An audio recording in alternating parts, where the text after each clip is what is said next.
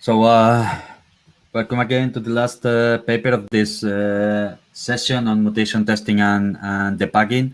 We have a last paper titled Extending Hierarchical Delta Debugging with Hoisting, and the presenter is Daniel Bente. So, whenever you want, you can go ahead. Thank you. Hello. So the subject of this presentation is extending the hierarchical delta debugging with hoisting.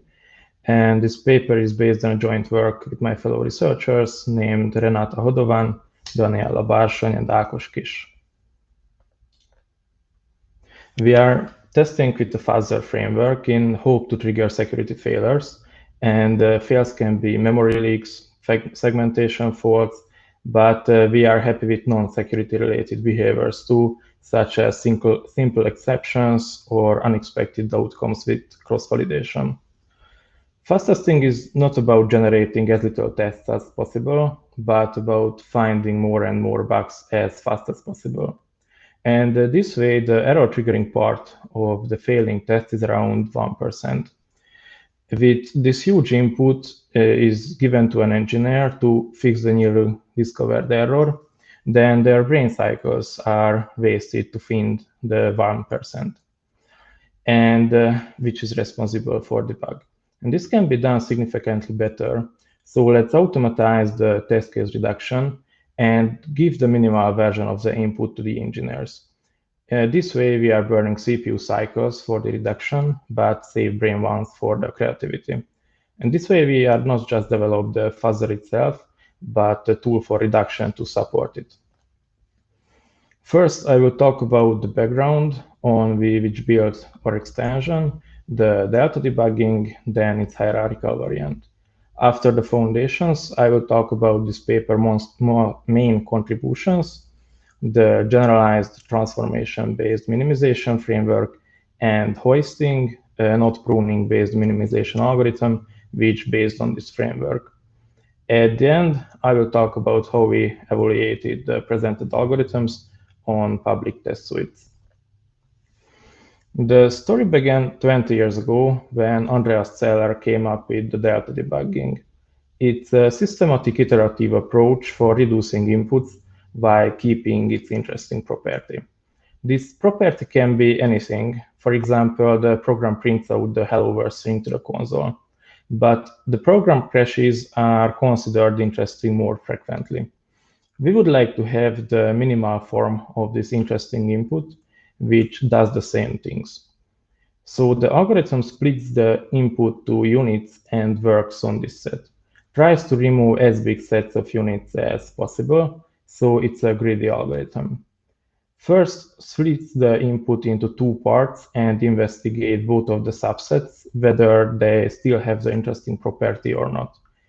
If yes, the reduction is successful and the new iteration starts with this specific unit. If not, the granularity is doubled, in our example to 4, and the subsets and their complements are investigated again, whether the first quarter reproduces the error, and if not, whether the input without the first quarter does so. The de-dimming gives a so-called one minimal result, which means removing any of the subsets would make the input not interesting anymore. So it's a local minimum. The de-dimming works on unstructured inputs well. However, if the input has some structure, then the de-dimming simply doesn't care about it. Structured inputs are programming and markup languages like C, JavaScript, HTML, and XML, and so on. And their common feature is that they have a grammar which describes them. If you think about removing a random character from a C source code, most probably it wouldn't compile ever again. So Michel Gensu proposed the hierarchical variant of the de-dimming called hierarchical delta debugging. Their contribution is to build a tree from the input and its grammar and iterate over the tree from the root to the leaves. So the algorithm during this iteration, level by level, collects the nodes from the parse tree and apply the de-dimming algorithm on these nodes only. The nodes are the units of the current input. So if a unit from this config is pruned, then it means the whole subtree rooted from this node would be dropped. And here's the formalization of the hierarchical delta debugging. First, it collects the nodes from a level, then applies the ddmin in the 5th line, and commits the node removals back to the tree in the 6th line. After that, goes to the next level and does the same. But just removing or pruning subtrees may not be optimal. We can simply write edge cases when hierarchical delta debugging cannot minimize this input. And here's an example C program which prints out the hello world string and the new line, and does this inside an if statement. And if you asked me to minimize this manually, I would drop the if statement, and the result was the main function and the printf function call. But the HDD cannot minimize this input. Here's the parse tree of this, and the left side is about the main function, and the right side about its contents. And the HDD checks the tree level by level. And for example, if the selection statement here is dropped, then the whole subtree is dropped here, and the input is not interesting anymore. And there should be a solution to this problem, and we have found one. Let's begin our journey to the solution step by step. First, we need to generalize the central transformation of the hierarchical delta debugging, which enables not just the DDBs pruning at each level, but more than that. I will refer to this generalization as transformation-based minimization. With this notation, we could define a method to solve the previously raised handcrafted issue. If you are familiar with the formal definition of the delta debugging, it's quite similar to that. And we have extended that notation to fit into the new context. So let's denote the set of potential test case elements, and the delta is one element of that set. A test case or a configuration is denoted as C, which is a subset of D. It's built up from one or multiple deltas, in other words, from elements from D. The testing function determines the outcome of any test case, whether it's interesting or not. The initial configuration is interesting by definition. A not interesting test case cannot be minimized along the specified interesting property. For example, if the initial C source code does not print out the hello world, then none of its subsets would. So we allow not only removals, but replacements of elements in the configuration. Here, the T denotes transformation, and the identity transformation replaces an element with itself. In other words, does nothing. So a restriction here is that we allow transformations that result in a smaller test case. A measurement unit can be bytes, characters, or anything like this. With the transformations, the test cases are not necessarily the subsets of the initial configuration, so we cannot define the minimality as a subset relation anymore.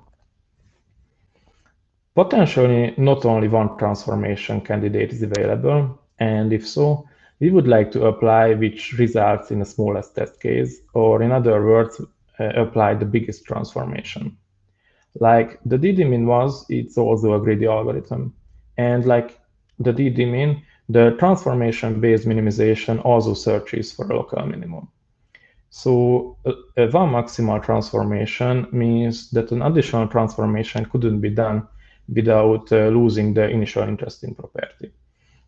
As it was mentioned before, this algorithm replaces the pruning. So simply put, iteratively we go through the levels of the parse tree and try to apply the predefined transformations to the nodes of the tree. If a transformation succeeded, then commit back to the tree, and if not, leave the node as it was and go ahead for the next one. Note that the framework allows us to define multiple transformations, and it will try out one after another. Also, if the only defined transformation is the pruning, then we get back the well-known unchanged hierarchical delta debugging. So we have a framework for transformations, so we should instantiate one, and let's see if it's worth it. Such a transformation can be the hoisting, when we analyze the unhistoric attendance paths of the tree and point out nodes that can be replaced with one of its children. Blindly trying out all children of the nodes would not be beneficial. We should somehow identity compatible candidates for the transformation.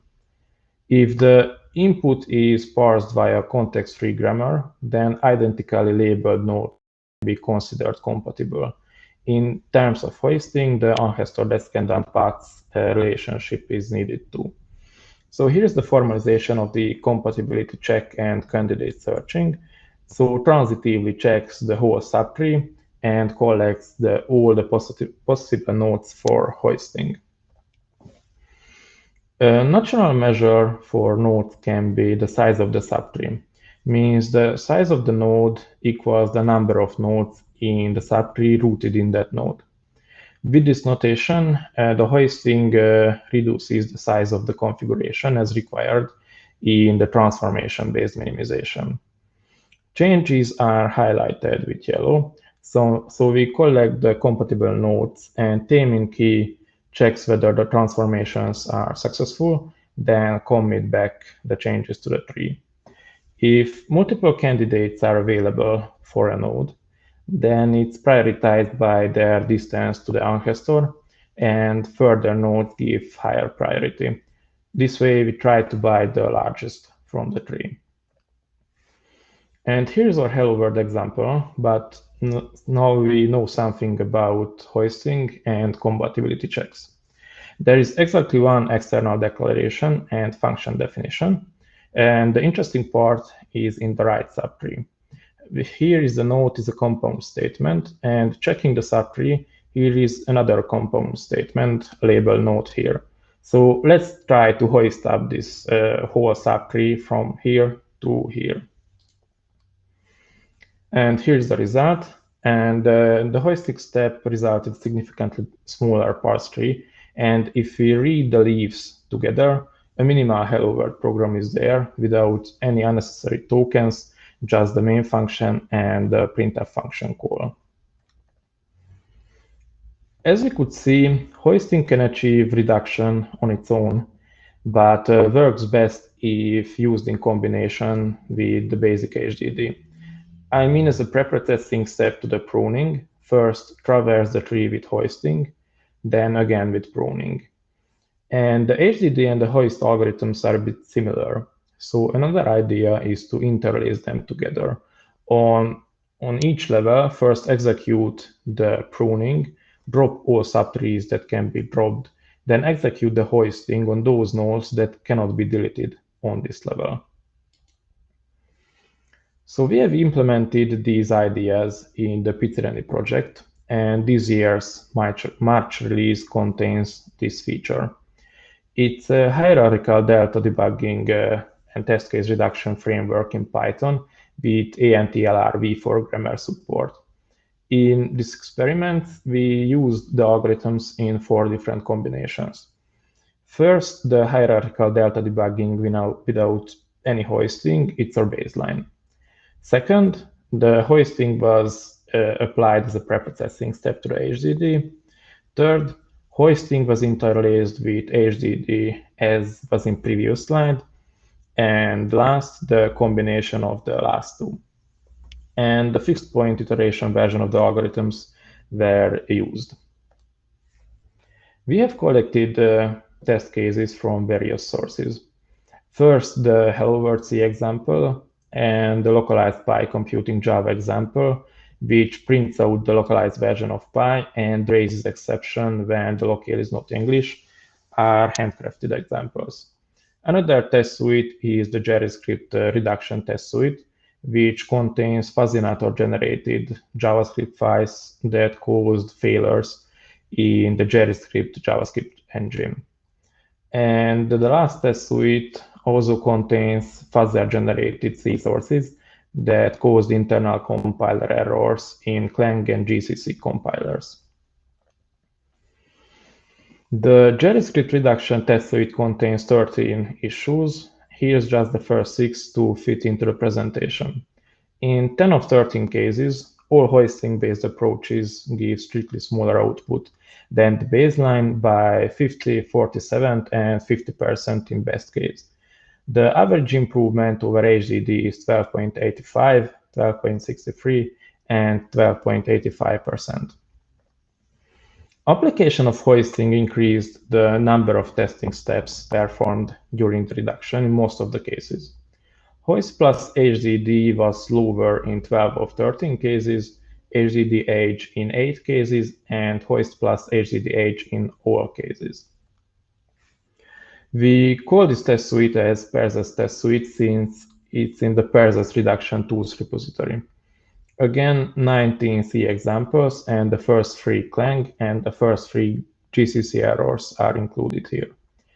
All hoisting-based combinations produced smaller output than the baseline in 17 of 19 cases. For one input, the baseline ran out of memory, but the hoisting variants reduced the input correctly. To avoid the bias, we do not consider the correctly minimized variants better than the HDD here.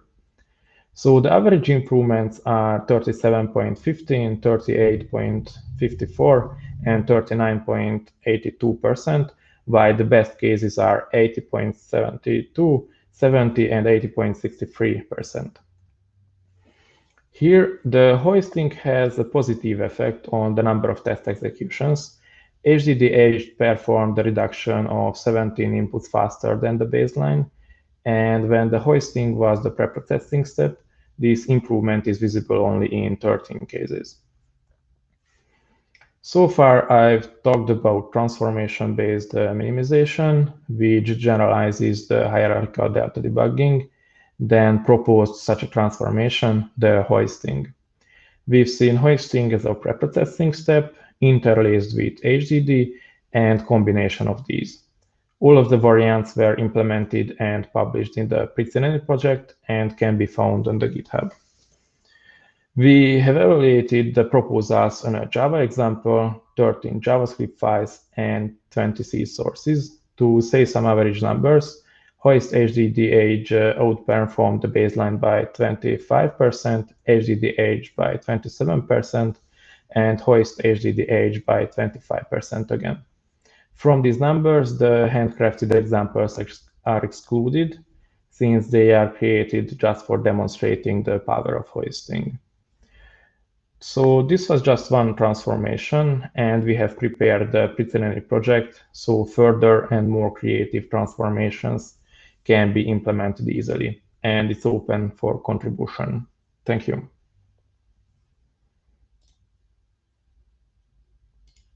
Thank you, Daniel. If there are some questions from the audience.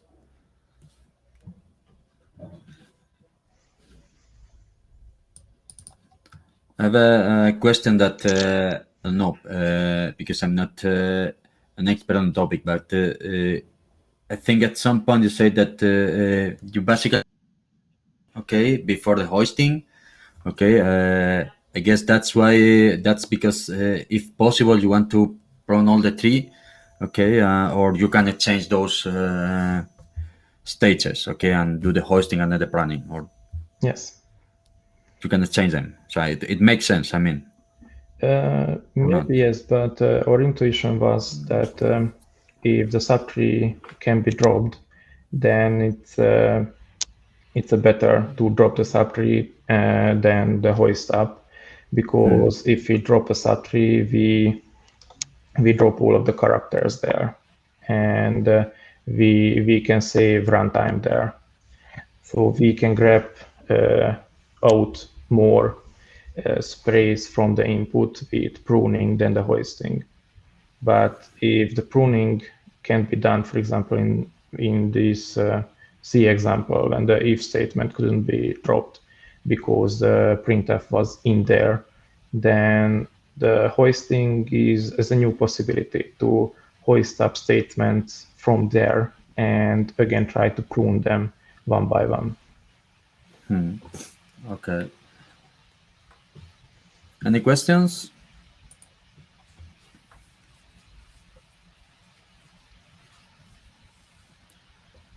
Okay, I guess that when you're doing hoisting, only compatible statements are substituted, right? So yes, you change one complex statement with another complex statement.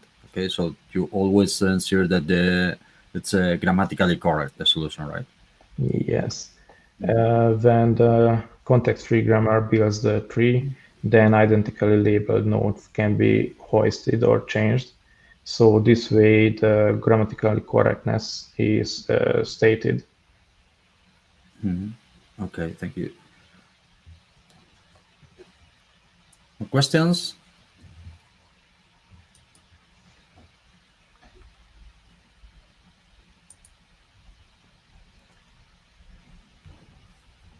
Okay, so there are no more questions. Then thank you very much, Daniel, for your presentation. Okay, Daniel will be available in the discussion room in a few moments. Okay, if you want to ask some other questions. Again, I think this closes the second session of the EST 2021 conference. So I would like to thank the organizer for inviting me to chair in this the session this morning and this one. Again, it was a pleasure to do the chairing for all these 6 great papers.